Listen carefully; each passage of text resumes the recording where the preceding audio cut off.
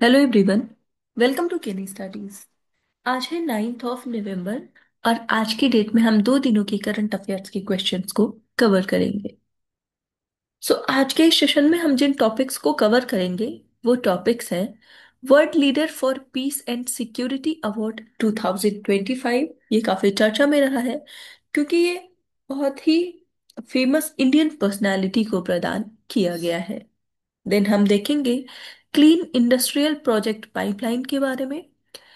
ये जो clean industrial project pipeline होता है इससे संबंधित एक इंडेक्स जारी किया गया है जिसमें इंडिया को टॉप 3 जो कंट्रीज हैं उनमें रैंक किया गया है, इसलिए ये काफी इंपॉर्टेंट हो जाता है। साथ ही हम देखेंगे वैश्विक भारतीय वैज्ञानिक फेलोशिप प्रोग्राम के बारे में, जिसे हम शॉर्ट में वैभव प्रोग्राम के नाम से जानते हैं। साथ ही हम देखेंगे नेशनल कोऑपरेटिव डेवलपमेंट कॉरपोरेशन के बारे में। देन हम देखेंगे प्राइम मिनिस्टर धन धान्य कृषि योजना के बारे में। देन हम देखेंगे एट्थ सेंट्रल पे कमीशन के बारे में। हाल ही में एक कमेटी गठित की गई है, इसलिए ये काफी चर्चा में रहा है। देन हम देखेंगे जीवन प्रमाण इनिशिएटिव के बारे में। साथ ही अब्राहम अकॉर्ड के बारे में देखेंगे क्योंकि रिसेंटली कजाकिस्तान अब्राहम अकॉर्ड में शामिल हुआ है, जिसकी वजह से ये काफी चर्चा में रहा है। देन हम देखेंगे मेंस्ट्रुअल लीव को लेकर के जो कर्नाटका राज्य है वो काफी चर्चा में रहा है क्योंकि एनुअली मेंस्ट्रुअल लीव देने वाला वो भारत का पहला राज्य बन गया है। साथ ही हम देखेंगे state of the climate update report के बारे में कि ये रिपोर्ट क्या है और कौन सी संस्था के द्वारा ये जारी किया जाता है। और लास्ट में हम देखेंगे यूनाइटेड नेशंस वाटर कन्वेंशन के बारे में। हाल ही में Bangladesh United Nations water convention को लेकर के काफी चर्चा में रहा है क्योंकि वो साउथ ईस्ट एशिया का पहला ऐसा कंट्री है जिसने इस कन्वेंशन को साइन किया है। तो शुरू करते हैं। आज का फर्स्ट क्वेश्चन है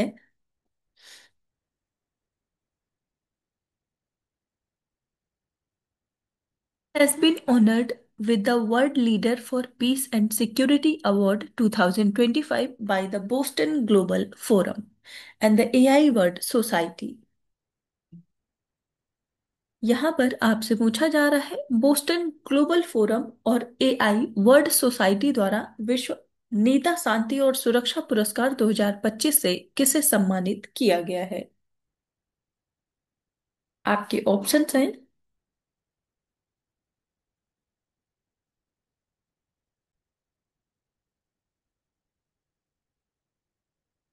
तो यहाँ पर आपके ऑप्शंस हैं बान की मून, इमैनुअल मैक्रोन, गुरुदेव श्री श्री रविशंकर या फिर व्लादिमीर जेलेंस्की। आपको बताना है विश्व नेता शांति और सुरक्षा पुरस्कार से किसे सम्मानित किया गया है।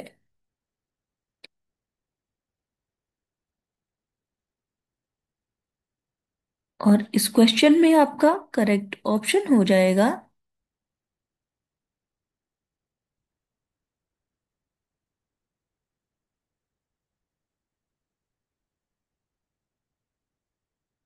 Option C. ये इंडियन पर्सनालिटी है गुरुदेव श्री श्री रवि शंकर। आप देख सकते हैं गुरुदेव Shri Shri Ravishankar was conferred the World Leader for Peace and Security Award 2025 by the Boston Global Forum and the AI World Society for his global contributions to peace and humanitarian leadership. This award honors individuals promoting peace, moral courage, and global harmony.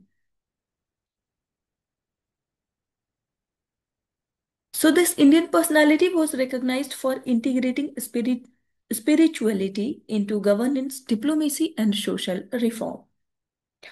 He has mediated conflicts in the regions like Colombia, Iraq, Sri Lanka, Venezuela, and Kashmir.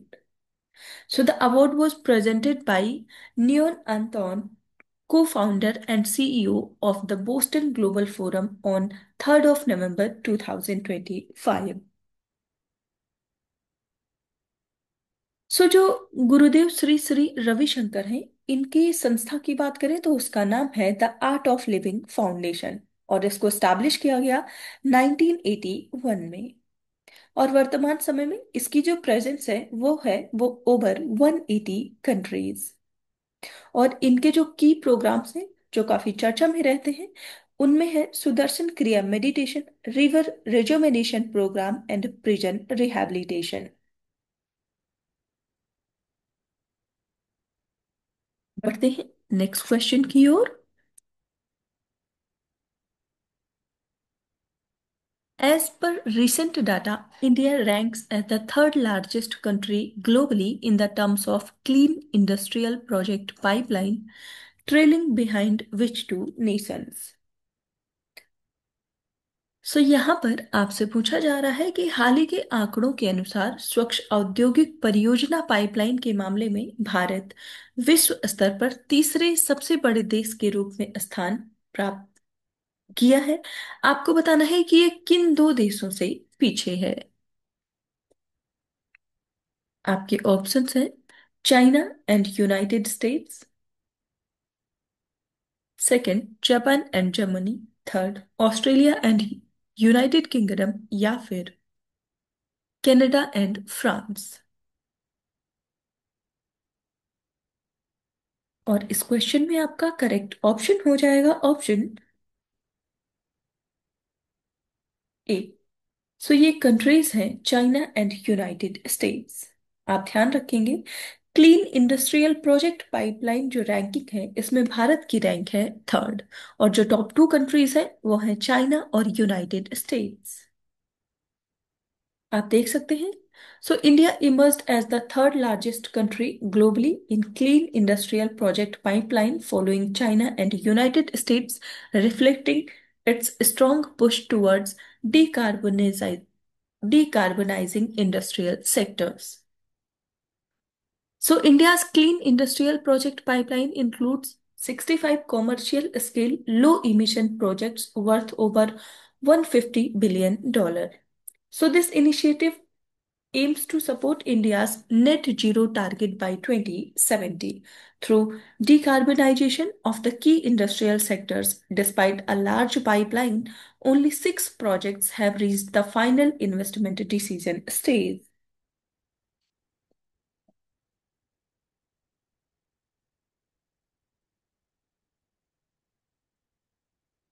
बढ़ते हैं next question की ओर।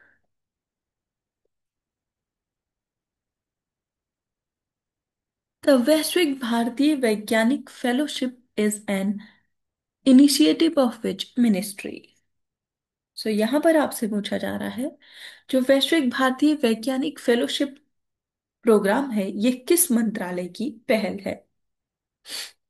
आपके options हैं ministry of external affairs, ministry of education, ministry of skill development, या फिर ministry of science and technology.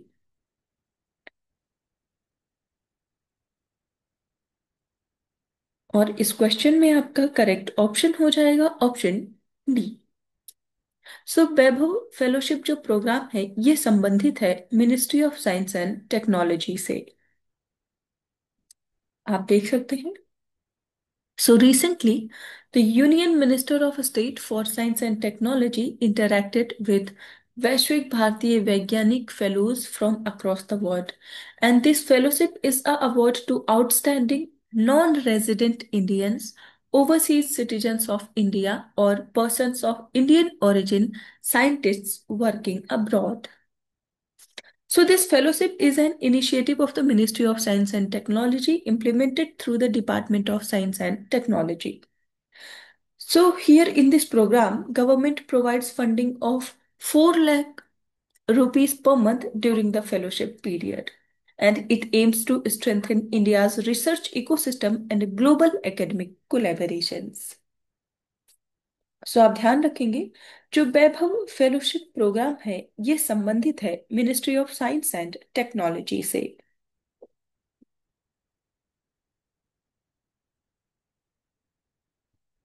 बढ़ते हैं next question की ओर।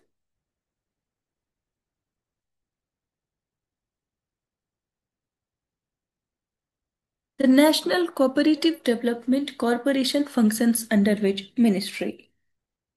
तो यहां पर आपसे पूछा जा रहा है, राष्ट्रीय सहकारी विकास निगम किस मंत्रालय के अधीन कार्य करता है? आपके ऑप्शंस हैं, ministry of agriculture and farmers welfare, second ministry of corporation, third ministry of rural development या फिर ministry of commerce and industry.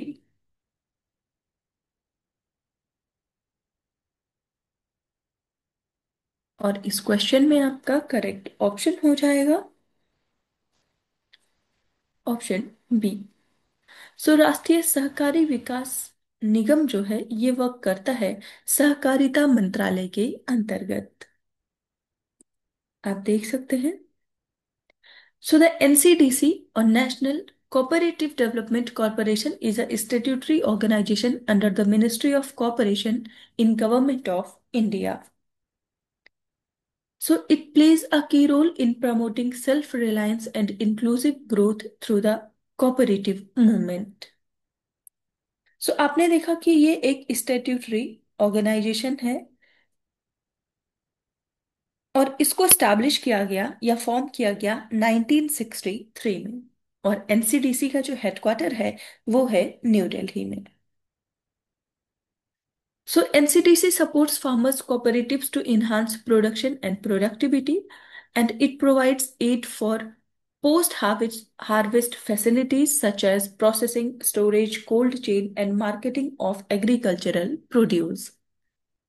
So it also ensures the supply of seed fertilizers and other farm inputs, and it assists income generating cooperatives in non-farm sectors like dairy, livestock, handloom, and sericulture. So recently, it was in the news because it continues to drive cooperative based economic and social upliftment through its sponsored and Government of India schemes.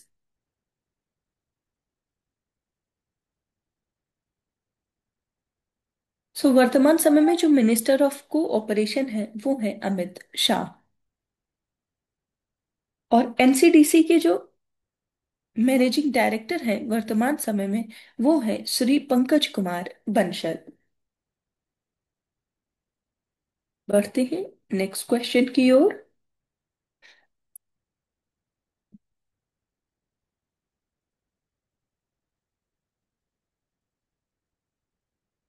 Consider the following statements regarding Prime Minister धन धान्य कृषि योजना।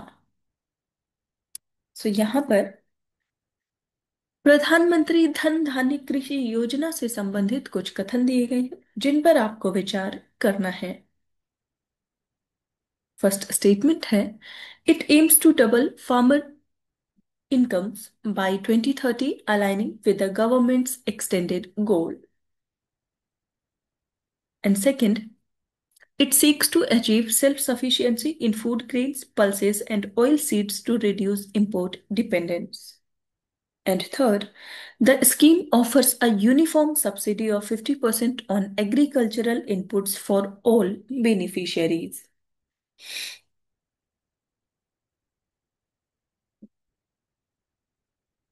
और आपसे यहां पर incorrect statements पूछे जा रहे हैं।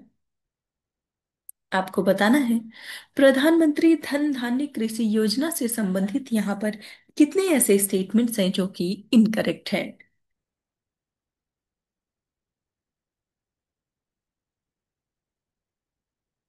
और इस क्वेश्चन में आपका करेक्ट ऑप्शन हो जाएगा option A.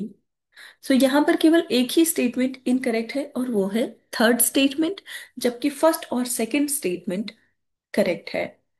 So third statement क्यों इनकरेक्ट है हम वो देखें। यहां पर कहा जा रहा है कि the scheme offers a uniform subsidy of 50% on agricultural inputs for all beneficiaries. So in reality, the scheme does offer subsidies on inputs but not in uniform way. So the data specifies a range of subsidies from 50% to 80%, indicating a differentiated approach rather than a flat 50% for all. सो इस वजह से यहां पर ये जो third statement है ये incorrect हो जाता है। आप देख सकते हैं। So one of the key benefits and stated goal of the Pradhan Mantri Dhan Dhanya Krishi Yojana is to double farmers income by 2030। आपको कमेंट करके बताना है कि अर्लियर ये टारगेट क्या था। So this aligns with the government's extended timeline for this goal, which was originally set for 2022 but was disrupted. So a major long-term objective of the scheme linked to the Atmanirbhar Bharat vision is to achieve self-sufficiency in key agricultural commodities like food grains, pulses, and oil seeds, thereby reducing India's import bill for these items. बाकी आपने देखा कि third statement incorrect क्यों है, उसी का यहाँ पर एक्सप्लेनेशन है, आप देख सकते हैं।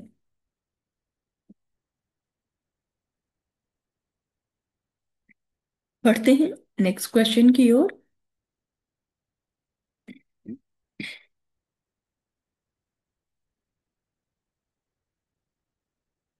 सो consider the following statements regarding eighth central pay commission recently seen in the news.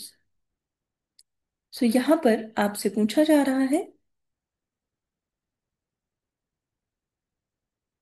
हाल ही में समाचारों में रहे आठवें केंद्रीय वेतन आयोग से संबंधित कुछ कथन दिए गए हैं जिन पर आपको विचार करना है।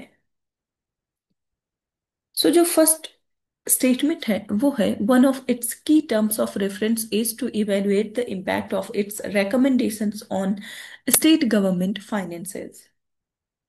And second, the commission is mandated to address the sustainability of non-contributory pension liabilities.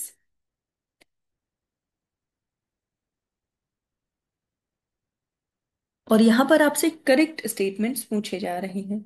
आपको बताना है कि एट्थ जो सेंट्रल पे कमीशन है उससे संबंधित यहाँ पर कौन से ऐसे स्टेटमेंट्स हैं जो कि करेक्ट है।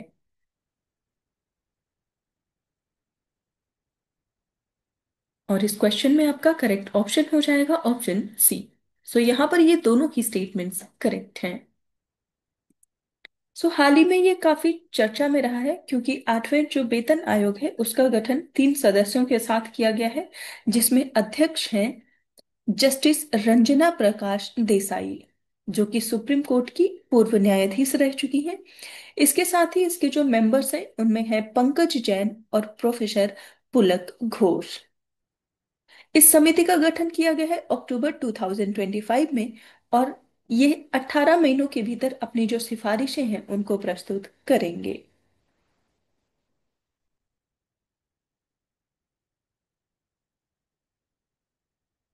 So, a key part of the Commission mandate is to consider the fiscal impact on state governments and ensure coordinated implementation, as state pay scales often follow central recommendations.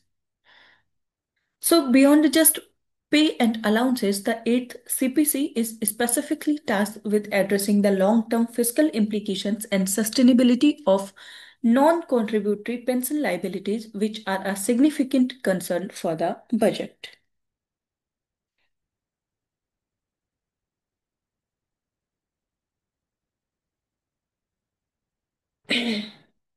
बढ़ते हैं next question की ओर।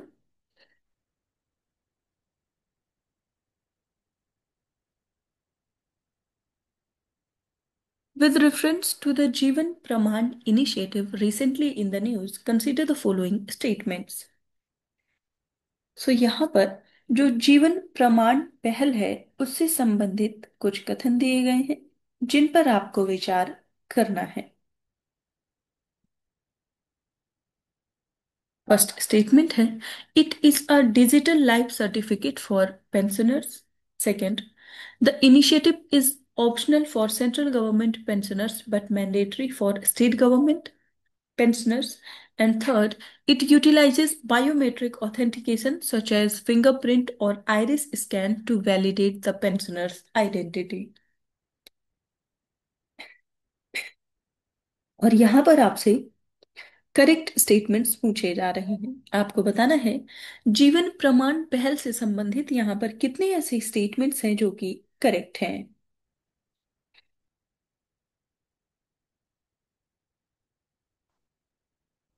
और इस question में आपका correct option हो जाएगा option B. सो यहाँ पर जीवन प्रमाण इनिशिएटिव से संबंधित तीन स्टेटमेंट्स दिए गए हैं, जिनमें कि दो स्टेटमेंट्स करेक्ट हैं और वो स्टेटमेंट्स हैं फर्स्ट और थर्ड। सेकंड स्टेटमेंट यहाँ पर इनकरेक्ट है, क्योंकि यहाँ पर कहा गया है कि this initiative is optional for central government pensioners but mandatory for the state government pensioners. जबकि ये जो इनिशिएटिव है ये सिटीजन सेंट्रिक वेलफेयर स्कीम है and it is designed to minimise bureaucratic hurdles. So it is an optional facility, not mandatory for all pensioners.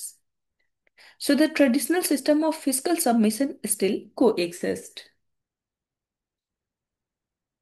आप देख सकते हैं that जीवन प्रमाण is the official name for the government's digital life certificate program designed to eliminate the need for pensioners to be physically present to prove their existence.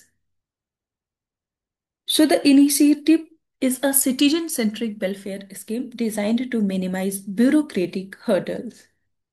And this system works by allowing pensioners to biometrically authenticate themselves, such as fingerprints or iris scanner, at a CSC center or via a mobile app. So this data is then validated against the Aadhaar database to confirm the pensioner is alive.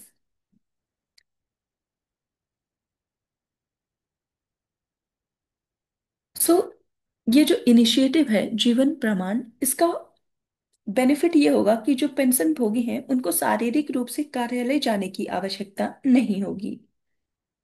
इससे जो सेवानिवृत्त लोग हैं उनके समय और प्रयास की भी बचत होगी, और साथ ही जो पेंशन संवितरण प्रक्रिया है वो भी सुव्यवस्थित और अधिक अच्छे तरीके से संचालित हो सकेगी।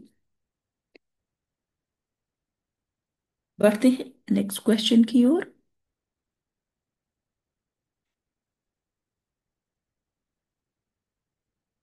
विच country has recently formally joined the Abraham Accords, a series of normalization agreements between Israel and Arab nations brokered by the United States. So यहाँ पर आपसे पूछा जा रहा है, हाल ही में कौन सा देश औपचारिक रूप से अब्राहम अकॉर्ड में शामिल हुआ है, जो संयुक्त राज्य अमेरिका की मध्यस्थता में इसराइल और अरब देशों के बीच एक सामान्यीकरण समझौतों की एक श्रृंखला है। आपके ऑप्शंस हैं इजिप्ट, सऊदी अरब, कजाकिस्तान या फिर जॉर्डन।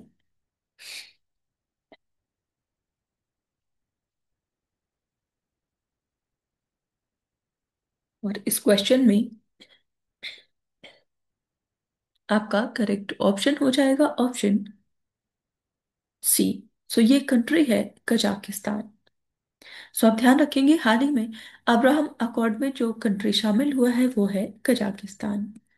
आप देख सकते हैं The US president confirmed that Kazakhstan has formally joined the Abraham Accords, expanding the circle of Middle Eastern and Central Asian nations, normalizing relations with Israel.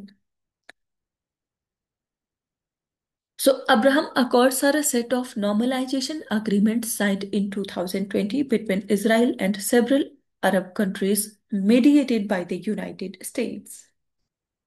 So they marked a significant shift in Middle East diplomacy by establishing relations with Israel without prior resolution of the Israel-Palestine conflict. So initially इस accord में जो countries शामिल रही हैं वो है Israel, UAE, Bahrain, Sudan and Morocco. And now Kazakhstan has become the latest nation to join this accord. और ये जो अग्रीमेंट है ये प्रमोट करता है economic, technological and security partnership while strengthening US strategic influence in the region. So Abraham accord की बात करें तो इसको ब्रोकर किया गया है by the US administration under the president Donald Trump in 2020।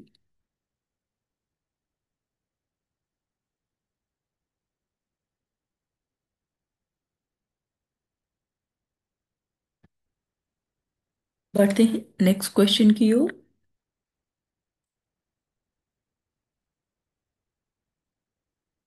Which Indian state has become the first in the country to approve 12 days of paid menstrual leave annually for women employees across both government and private sectors. सो यहाँ पर आपसे पूछा जा रहा है कि कौन सा भारतीय राज्य सरकारी और निजी दोनों क्षेत्रों में महिला कर्मचारियों के लिए सालाना 12 दिनों के भुगतान वाले मासिक धर्म अवकाश को मंजूरी देने वाला देश का पहला राज्य बन गया है। सो एग्जाम्स में इस तरीके के क्वेश्चंस कई बार आते रहे। आपने पीवाईक्यू में देखा होगा कि कोई भी ऐसा कार्य जो पहली बार किसी राज्य ने किया है, या खासकर वो जब विमेन्स से रिलेटेड होता है, तो वो एग्जाम्स में पूछा जाता है। सो यहाँ पर आपको बताना है कि ऐसा भारत का पहला कौन सा राज्य है जो सरकारी और निजी दोनों क्षेत्रों में महिला कर्मचारियों को 12 दिनों का भुगतान वाला जो अवकाश है मासिक धर्म से संबंधित वो प्रदान करेगा। आपके ऑप्शंस हैं केरला, तमिलनाडु, कर्नाटका या फिर महाराष्ट्र।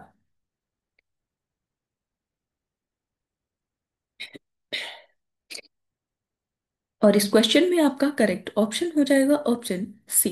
सो ये राज्य है कर्नाटका।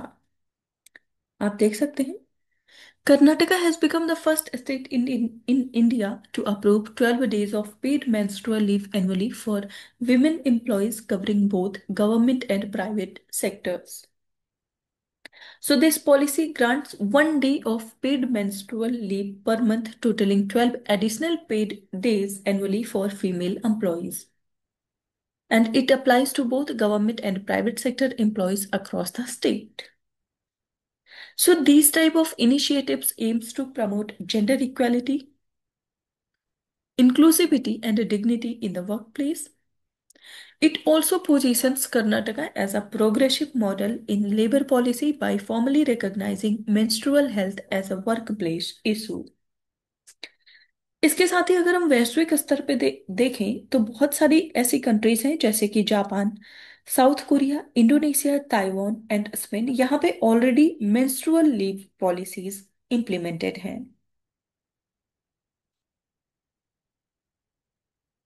आप ध्यान रखेंगे कि ऐसा करने वाला भारत का पहला राज्य है कर्नाटका। बढ़ते हैं नेक्स्ट क्वेश्चन की ओर।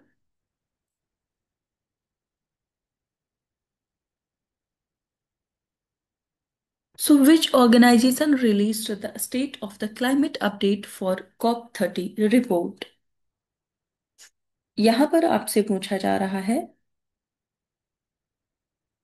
किस संगठन ने COP30 के लिए जलवायु अद्यतन स्थिति रिपोर्ट को जारी किया है। आपके ऑप्शंस हैं यूनाइटेड नेशंस इन्वायरमेंट प्रोग्राम, जिसे हम यूएनईपी के नाम से जानते हैं, या फिर inter governmental panel on climate change IPCC, third international energy agency, या फिर वर्ल्ड मेटेरोलॉजिकल ऑर्गेनाइजेशन।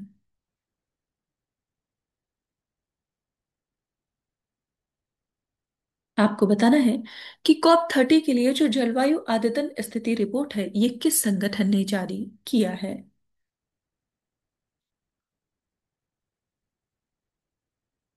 और इस क्वेश्चन में आपका करेक्ट ऑप्शन हो जाएगा ऑप्शन डी।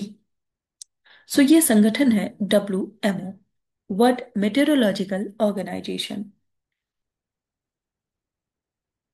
आप देख सकते हैं the WMO released the state of the climate update for COP30, and 2025 is projected to be the second or third warmest year on record. The last 11 years, including 2025, are the warmest 11 years in recorded history. So, this indicates global efforts are not on track to meet the Paris Agreement climate goals. And the period 2015 to 2025 will be the warmest 11-year span in 176 years. So, atmospheric concentration of CO2, methane, and nitrous oxide reached record levels in 2024 and continue rising in 2025. So, renewable energy adoption is expanding. Climate action plans are increasingly guided by science based climate services. क्योंकि लगातार जो temperature है वो rise कर रहा है, इसलिए इस रिपोर्ट में क्वेश्चन किया गया है एसडीजीज को, और खासकर पेरिस क्लाइमेट जो अग्रीमेंट है उसको, कि जो कंट्रीज हैं वो ऑन ट्रैक वर्क नहीं कर रही हैं। इसके साथ ही डब्ल्यूएमओ की बात करें तो ये एक स्पेशलाइज्ड एजेंसी है यूनाइटेड नेशंस की, जो कि प्रमोट करती है international cooperation on fields like atmospheric science, climatology, hydrology and Jio physics. और डब्ल्यूएमओ को फॉर्म किया गया 1950 में। इसका हेडक्वार्टर है जेनेवा, स्विट्जरलैंड में। वर्तमान समय में डब्ल्यूएमओ के जो प्रेसिडेंट हैं वो हैं अब्दुल्ला अल मंदौस, और ये संबंधित हैं यूएई से। बढ़ते हैं नेक्स्ट क्वेश्चन की ओर।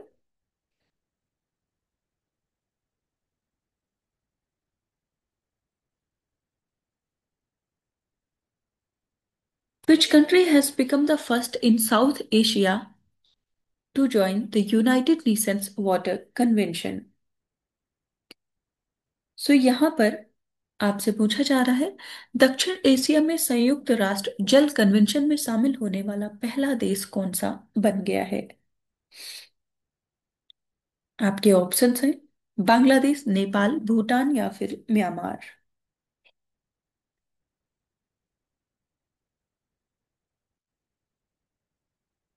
और इस क्वेश्चन में आपका करेक्ट ऑप्शन हो जाएगा ऑप्शन ए।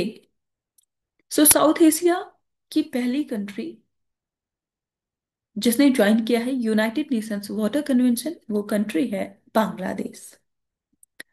आप देख सकते हैं, Bangladesh became the first country in South Asia to join United Nations the Water Convention, and this convention is officially called the Convention on the Protection and Use of Transboundary Watercourses and International Lakes। आप ध्यान रखेंगे, इसको adopt किया गया है Helsinki में in 1992, and then it came into force in 1996। Initially इसको design किया गया for the pan European region, and then it became open to all UN member states after March 2016। ये एक लीगली बाइंडिंग ट्रिटी है promoting sustainable management of shared water resources, and it helps prevent conflicts, promote peace and support the sustainable development goals.